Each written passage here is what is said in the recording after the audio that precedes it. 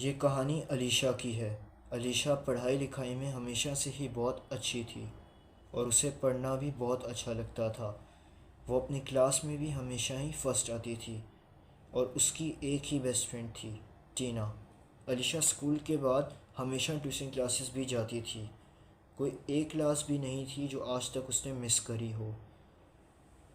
Tuition classes ہر روز جانا اس کے لیے اب ایک گندی عادت بن چکی تھی، لیکن ایک دن وہ ٹیوشن کلاس کے لیے لیٹ ہو گئی۔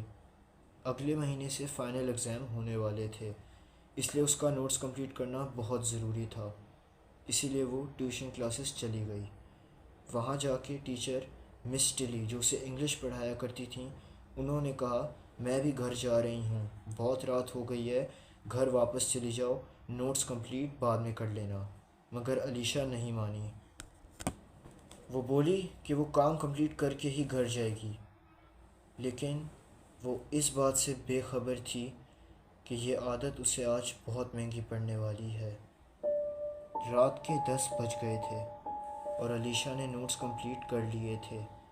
پورا ٹیوشن سینٹر خالی ہو چکا تھا، ایون کوئی گارڈ وغیرہ بھی وہاں نہیں تھا۔ مگر علیشا کو حیرانگی تو تب ہوئی جب وہ ٹیوشن سینٹر سے باہر آئے۔ نہ بندہ نہ بندے کی ذات۔ 10 بجے بھی رات کے 3 بجے کا ماحول لگ رہا تھا۔ علیشا اپنے گھر کی اور نکل گئی۔ راستے میں اس کی دوست ٹینا نے اسے فون کیا اور کہا کہ تم اس سنسان پراسرار راستے سے نہیں آنا، کیونکہ وہ راستہ تھوڑا پراسرار ہے اور لوگوں کا کہنا ہے کہ وہاں پہ جناتوں کا بسیرا ہے۔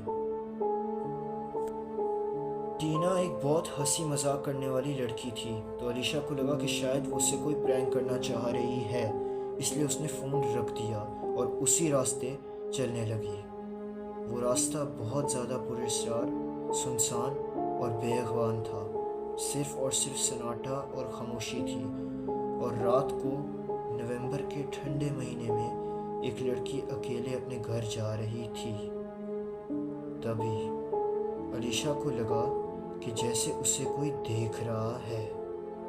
اس نے ادھر ادھر جب دیکھا تو کوئی بھی نہیں تھا۔ اسے لگا کہ شاید اس کا وہم ہے اور چلنا جاری کیا، لیکن پھر اپنے قدموں کے ساتھ ساتھ کسی اور کے قدم بھی محسوس ہوئے اور وہ اس بات سے بہت خوفزدہ ہو گئی۔ اسے علیشا کی ہوئی بات پہ اب بھروسہ ہونے لگ گیا تھا۔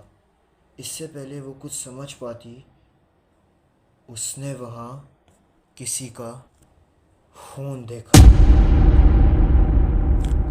پہلے اسے لگا کہ یہ کوئی مٹی یا پھر کچھ اور ہے، لیکن جب اس نے غور کیا تو وہ واقعی ایک انسانی خون تھا۔